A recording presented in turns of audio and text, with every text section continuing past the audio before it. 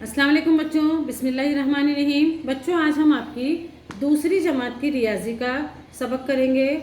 हमने इससे पहले देखा था कि वज़न यानी नाप, उसमें हमको समझ में आता है कि कौन सी चीज़ हल्की है, कौन सी चीज़ भारी है।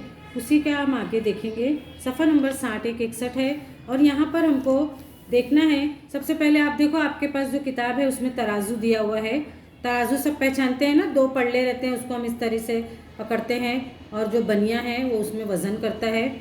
एक पल्ले में वो अपना वज़न का बाट रखता है और दूसरे में उसके जो हम चीज़ मांगते हैं जैसे शक्कर है, चावल है, उसको रखता है और उस वज़न के बाट के बराबर से उसको हमको तोल कर देता है। लेकिन कौन सी चीज़ हल्की है, कौन सी चीज़ भारी है, कौन सी चीज़ एक दूसरे के बराबर है, वो हम तराजू में रखने के बाद ही देखते हैं। अब यहाँ पर देखिए, एक पल्ले में किताब रखी है और दूसरे पल्ले में कुछ मोतियाँ हैं, लेकिन दोनों क्या है, एक दूसरे के बिल्कुल बराबर है। और दूसरे तराजू में देखिए, एक पल्ले में मतलब एक हिस्से में कद्दू रखा हुआ है और दूसरे में अनार। तो देखो, देखने से ही हमको पता चलता है कि अनार जो है वो जसामत में या अपनी शक्ल के हिसाब से वो जो है वो छोटा है और कद्दू जो है वो बड़ा है। तो जाहिरी बात है कि अनार जो है वो हल्का होगा और कद्दू जो है वो भारी होगा। तो इसमें देखो, कद्दू का जो हिस्सा है भारी है इसलिए वो नीचे की तरफ है और अनार जो हल्का है इसलिए वो ऊपर की तरफ है। इतना समझ में आया सबके?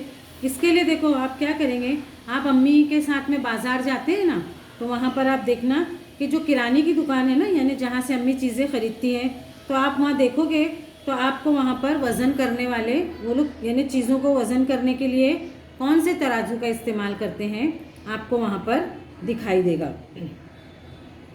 पहले जो है वो पल्ले वाले तराजू थे। अभी यहाँ पर देखो तस्वीर में आपको, जैसे जैसे वक्त गुजरता गया तो उसकी शक्ल जो है वो या उसके अंदर तरक्की होती गई और अब जो है वो नए किस्म का तराजू है जिसके अंदर वज़न के जो है वो नंबर आते हैं।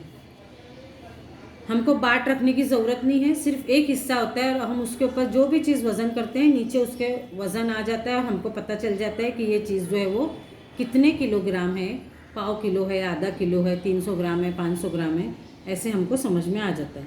अच्छा, इसके लिए आपको अपने से सरगर्मी करनी है, यानी आपको मालूमात हासिल करनी है कि पुराने ज़माने के तराजू कैसे थे और अभी नए ज़माने के तराजू कैसे हैं।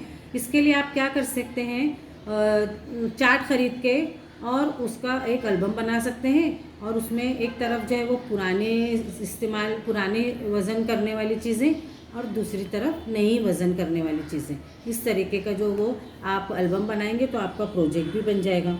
और दूसरी बात, तराजू जो है वो भी आप लोग अपने घर में अपने भाई बहनों अम्मी की मदद से घर में आप है ना तराजू भी बनाइए, तो आपको पता चलेगा कि हम उसको, और आपको इसमें मज़ा भी आएगा और फिर आप है ना कोई भी चीज़ अपने घर में उसमें वज़न करके एक खेल की तरीके से भी आप उसको इस्तेमाल कर सकते हैं। अपने दोस्तों के साथ खेल सकते हैं, कुछ भी चीज़ों को उसमें वज़न करके आप देख सकते हैं कि कौन सी चीज़ें बराबर है, कौन सी चीज़ वज़न में भारी है, कौन सी चीज़ हल्की है।